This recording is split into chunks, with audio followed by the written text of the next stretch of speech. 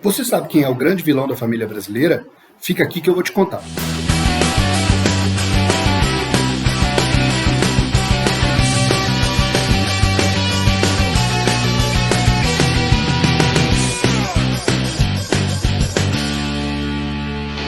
Eu sou o Bruno Rocha e assina o canal para saber.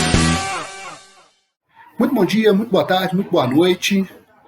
O grande vilão da família brasileira, ele é esguio, ele é sorrateiro, ele ataca quando a família brasileira está mais vulnerável e destrói o patrimônio da família. E esse não é igual aqueles vilões de filme, não. Ele não faz longos discursos para poder contar o seu plano para depois atacar o patrimônio da família. Até porque uma das principais armas desse vilão é justamente a ignorância ou o desconhecimento das pessoas sobre a existência dele.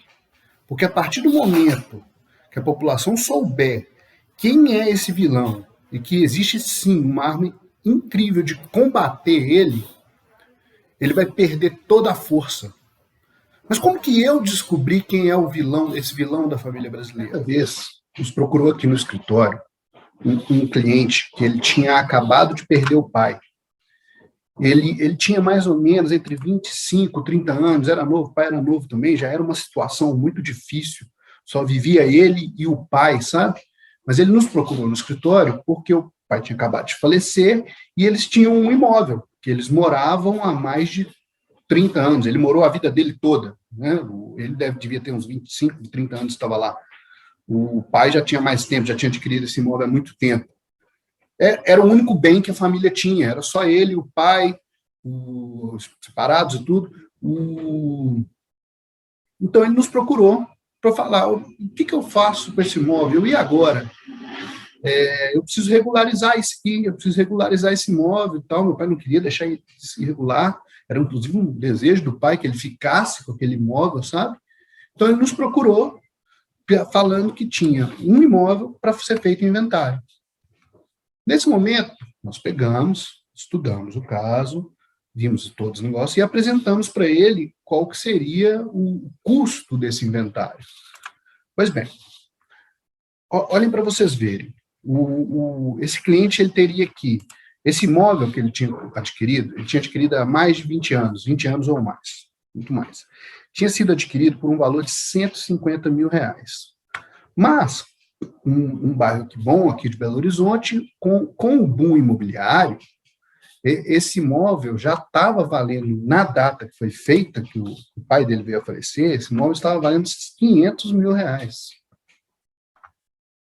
Só que a avaliação da fazenda dele, R$500 mil era para venda, coisa rápida, para conseguir vender. A avaliação da fazenda estadual aqui de Minas era de R$600 mil.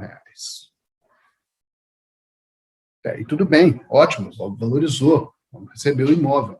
Mas eu tive que explicar para o meu cliente o seguinte, que ele teria que pagar, para fazer o inventário, 5% de imposto, que é o imposto previsto do ITCD aqui em Minas.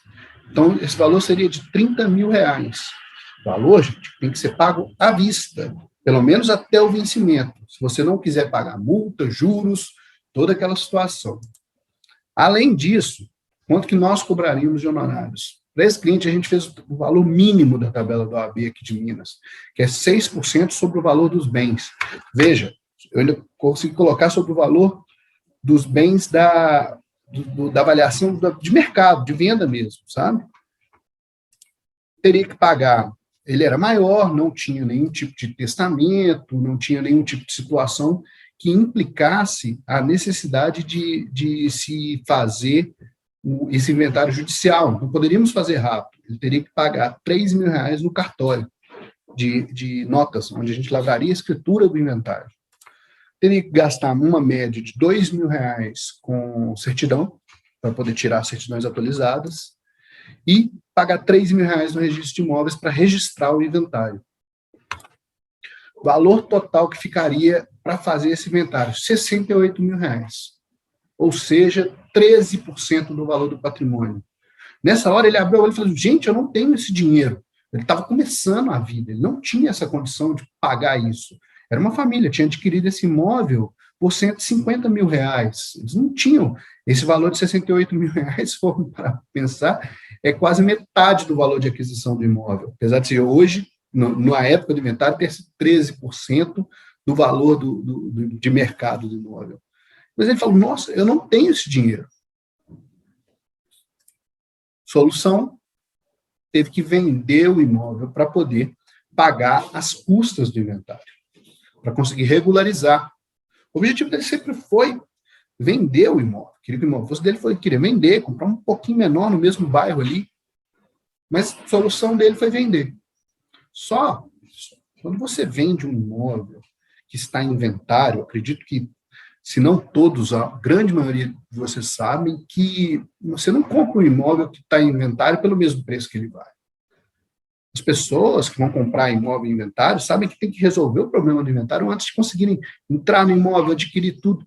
Então, esse imóvel ele fica com um deságio de venda de, no mínimo, 20%. Ainda mais contabilizando os 6%, 5%, 6%, depende, do corretor de imóveis. Então, esse imóvel teve que ser vendido com um deságio de 20%. Ele vendeu por 400 mil reais o imóvel, que valia 500. Lembre-se, avaliado pela Receita Estadual em 600 mil. Mas o problema não acaba aí. Quando ele tem que vender esse imóvel por 400 mil reais, ele tem que pagar imposto sobre ganho de capital, imposto de renda sobre ganho de capital. Porque esse imóvel foi adquirido por 150 mil reais. Então, sobre a diferença entre a venda e os 150 mil de aquisição, ele paga 15% de imposto de capital. Então, vamos ver, olha como é que ficaram, na época, as contas desse inventário.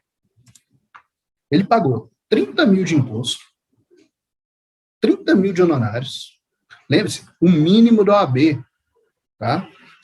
Inclusive, se ele tivesse tido dinheiro para pagar os impostos, as taxas de cartório e tudo, e não quisesse vender esse imóvel, estávamos mais do que dispostos a parcelar esse valor. Cartório, 3 mil reais, certidão, 2 mil reais, registro de imóveis, 3 mil reais, e ainda teve que pagar de imposto de ganho de capital 45 mil reais. Total de valor gasto nesse inventário, 110 mil reais. Valor da venda foi de 400 mil reais. O saldo final que ficou na conta do meu cliente foi de 290 mil reais.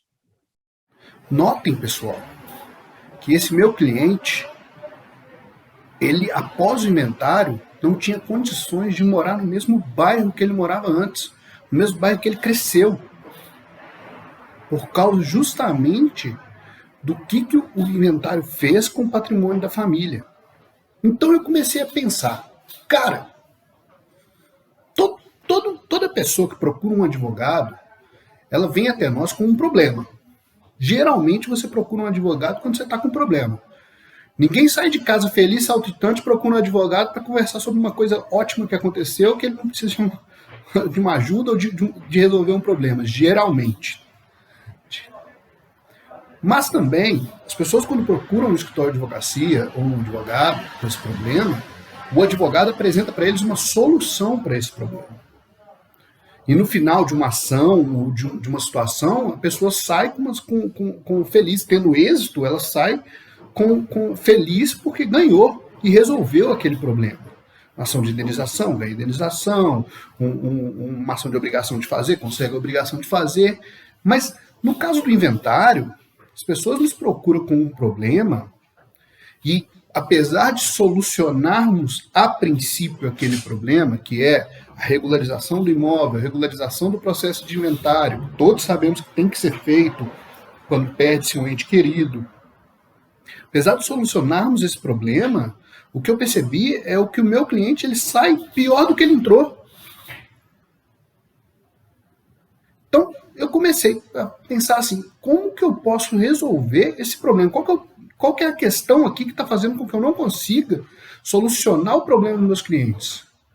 E eu identifiquei o grande vilão da situação. O grande vilão da família brasileira é o próprio inventário. Porque a partir do momento que ele chega, eu não tenho como evitar ele. Eu tenho que resolver através desse processo. Que, como eu mostrei para vocês, é extremamente custoso e ataca diretamente o patrimônio da família de inventário.